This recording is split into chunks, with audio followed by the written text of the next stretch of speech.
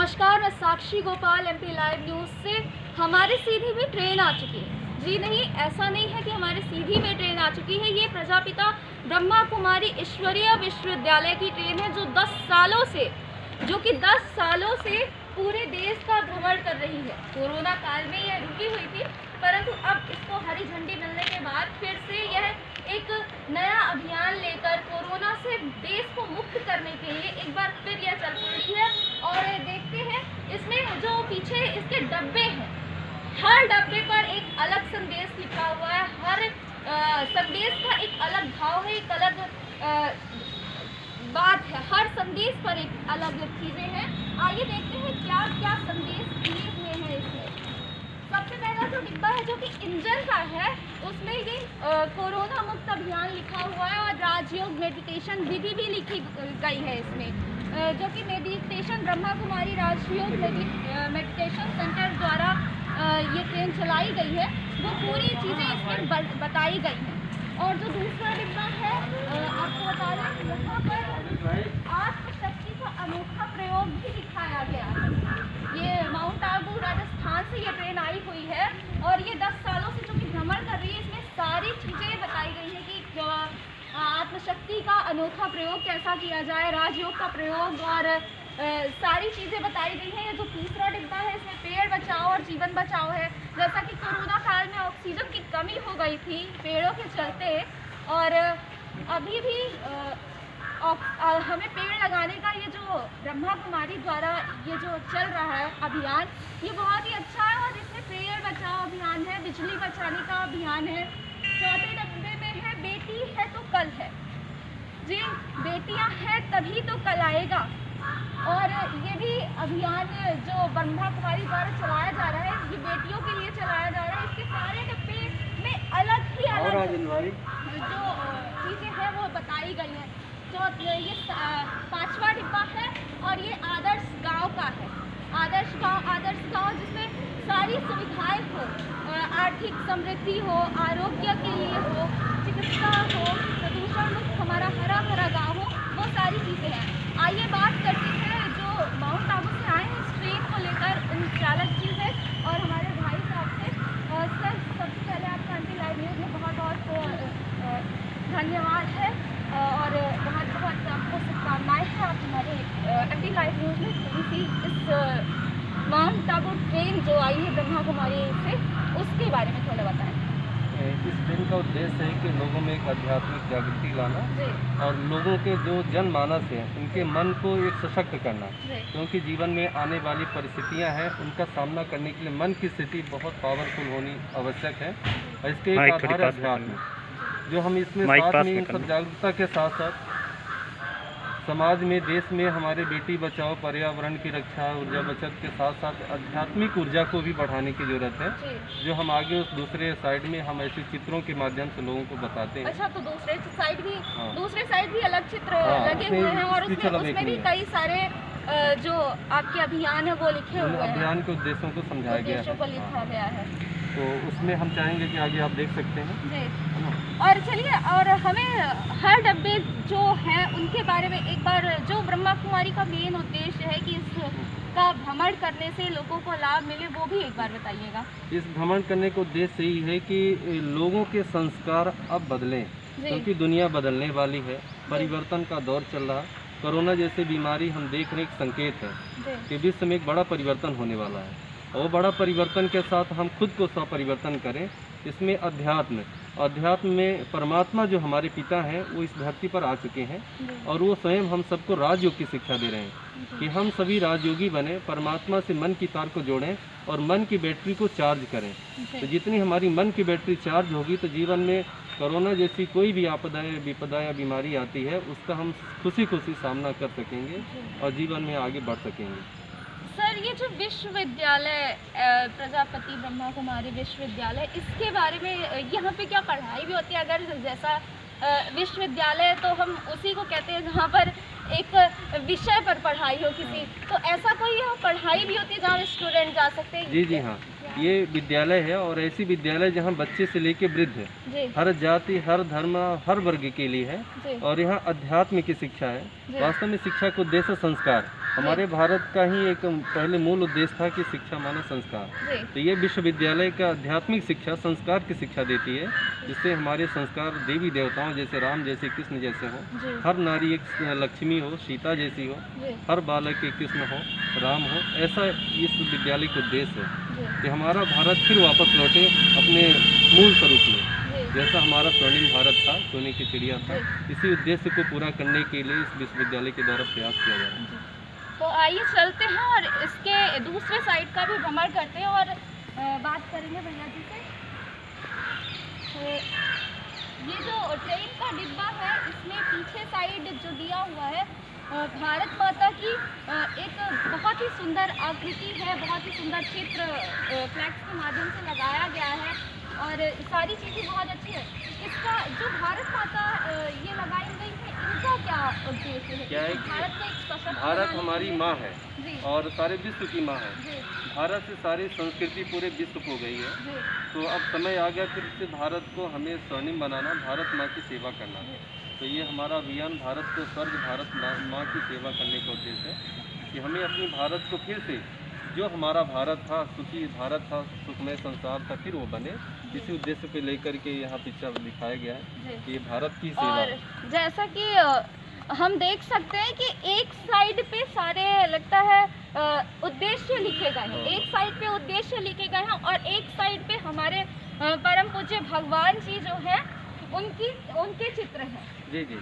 तो सारे उद्देश्यों को पूरा करने के लिए अध्यात्म जरूरी है। जी बिना अध्यात्म के, आत्मिक शक्ति के हम कोई भी समाज में अच्छा काम नहीं कर सकते हैं।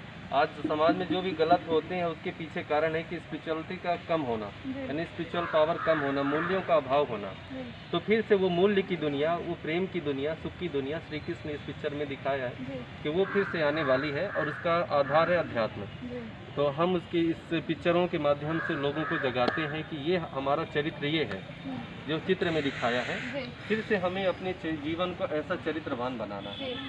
तो जहाँ नारी वहाँ पर कृष्ण भगवान है और यहाँ पर लक्ष्मी लक्ष्मी नारायण जी, जी। हाँ। तो ये आने वाली दुनिया के ये संपूर्ण जो कहेंगे कि विश्व महाराजन है, विश्व महारानी है। ये भारत फिर से ऐसा बनेगा जहाँ नारी लक्ष्मी होंगी, नर श्री नारायण होंगे और मानव जीवन को उद्देश्य यही है कि मानव कर्म ऐसे करे जिससे देव बने। लेकिन आज समाज में कई लोगों से ऐसे कर्म हो जाते हैं जिससे दानव की स्थिति आ जाती है। और जैसे कि कोरोना महामारी है, वो एक दानव का रूप ही है। हाँ, तो और उसमें हम तो झेल ही चुके हैं 2 सालों का लॉकडाउन और इतने सारे युवा और बुजुर्गों को खो चुके हैं इस तो ये जो पोस्टर है इसमें क्या क्या इसमें ये बताएगा कि वर्तमान समय देश और दुनिया की हालत ये है, अधर्म का प्रभाव पूरी धरती पर है और ये काम, क्रोध, लोभ, मोह, अहंकार, ये 5 विकारों में हमारी पूरी वसुंधरा जल रही है और हर आत्मा कहीं न कहीं दोनों विकारों के प्रभाव है। तो अब ये समय बदलने वाला है। ये अधर्म का जो ये राज्य है ये अब जाने वाला है। अब इस धरती पर राम राज्य आने वाला है। फिर से हमारा भारत स्वर्णिम भारत बनेगा, जिसकी स्थापना के लिए स्वयं निराकार परमात्मा जो शिव है, जो सर्वधर्म पिताओं ने जिनको स्वीकार किया, ईश्वर एक है और वो ज्योति है, प्रकाश है। हम भारतवासी उनकी प्रतिमा शिवलिंग के रूप में पूजते हैं।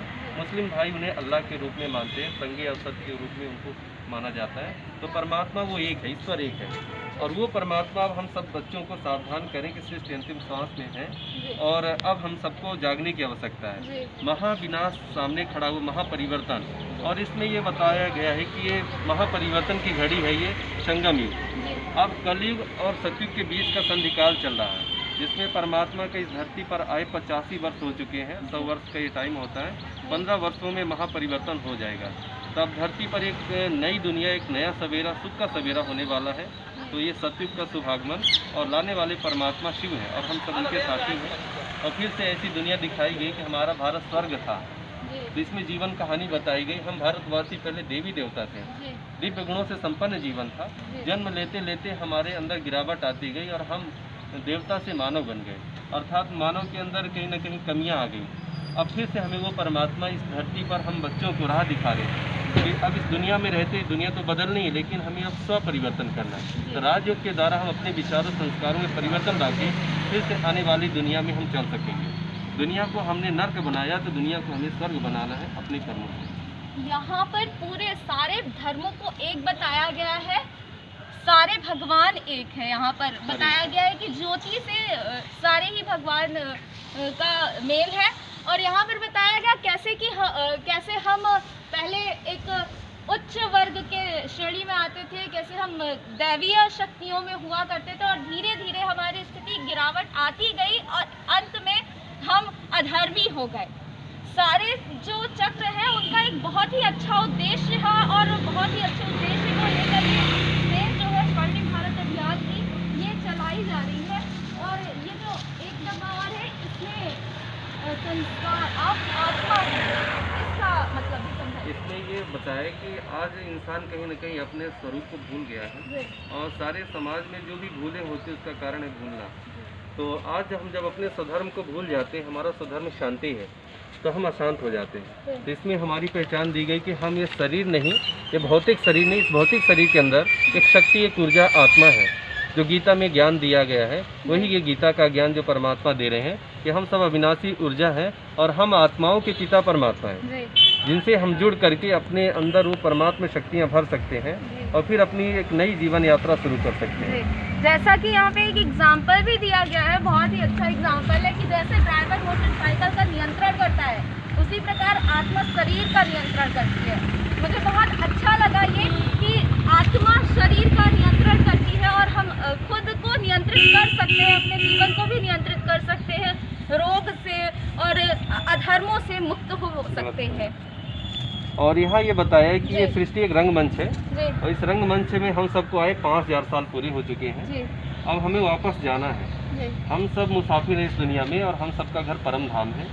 तो यहाँ रहते हमें सबसे बहुत प्यार से रहना चाहिए और ईश्वर के साथ का अनुभव करें हम, और अब वापस जाने की तैयारी करें, क्योंकि इस दुनिया में भौतिक चीज़ें हमारे साथ नहीं जाएंगी, हमारे साथ हमारे अच्छे कर्म, अच्छे संस्कार जाएंगे। तो हमें धन के साथ दुआएं कमाना भी जरूरी है, पुण्य कर्मों की पूंजी कमाना जरूरी, जो जहाँ है हर क्षेत्र में रहते हुए हम अच्छे कर्म करें। और यहाँ पर दिखाया परमात्मा जो निराकार है वो इस धरती पर प्रजापिता ब्रह्मा के सन 1937 में परमात्मा ने इनके तन का आधार लिया और इस विश्वविद्यालय की स्थापना की और नाम दिया प्रजापिता ब्रह्मा कुमारी विश्वविद्यालय। और इस विद्यालय के द्वारा फिर से एक नई दुनिया की स्थापना हो रही है और वो परमात्मा शिव इस विद्यालय के कहेंगे कि मुख्य हमारे शिक्षक हैं, आचार्य हैं, जो सारे भारत सारी दुनिया को पढ़ा रहे हैं और फिर से एक नई दुनिया, एक नया सवेरा इस धरती पर ला रहे हैं। और ऐसे कार्य में हम सब अपने जीवन को बना रहे हैं और औरों के जीवन को बनाने की प्रेरणा दे रहे हैं। तो सर ये बताइए हमें कि अब ये ट्रेन वो अब यहाँ सीधी से निकल के कहाँ जाएगी? अभी सीधी के कुछ क्षेत्र है, वहाँ से हम लोगों को बताते जगाते हुए आगे सिमरिया होते हुए हम लोग सतना निकलेंगे, रीवा से सतना और सतना से चित्रकूट, और आगे हमारा ये फिर भोपाल जाएगी। ये ट्रेन भोपाल के आसपास क्षेत्रों से राजस्थान माउंट आबू जो अंतर्राष्ट्रीय मुख्यालय वापस जाएगी वहाँ। फिर वहाँ से देश में जहाँ पर जिस राज्य में प्रोग्राम दिया जाएगा कि इस राज्य में जाएगी और वहाँ उस राज्य की सेवा इसके द्वारा की जाएगी। मतलब ये पूरे 10 सालों से अभी तक ये कितनी जगहों पर, कितने राज्यों में पूरी तरह से भ्रमण कर चुकी है? ये अभी महाराष्ट्र, आपके नासिक और लगभग देश के 3 हिस्से में जा चुकी है जी। और अभी भी इस रथ के द्वारा सेवाएं की जाएंगी आगे जी। तो अच्छा ये बताइएगा कि जब कोरोना के टाइम पर ये ट्रेन रुक गई थी, उससे पहले कोरोना जो एक कोरोना वाला डिब्बा है उस जगह पे कौन सा जो उद्देश्य है वो कौन सा लिखा गया था? इसमें तो पहले हमारा यही था कि विश्व शांति का जो है कि हमारा ट्रेन है कि परमात्मा इस धरती पर शांति लाना चाह रहे हैं। तो ये परमात्मा विश्व शांति का ही एक संदेश है कि हमें विश्व में शांति लाना है, ये यही उद्देश्य है। चलिए ठीक है, आपको बहुत बहुत धन्यवाद। एक बार फिर से सामने से दिखा दो हमारे सीधी राष्ट्रों को कि ये ट्रेन कितनी सुंदर है और बहुत ही जल्द उम्मीद है कि सीधी में ब्रह्मा कुमारी की ट्रेन आई और सीधी में अब ओरिजिनल ट्रेन आए, ट्रेन की पटरियाँ आ चुकी हैं और ट्रेन भी आए। और इसी के साथ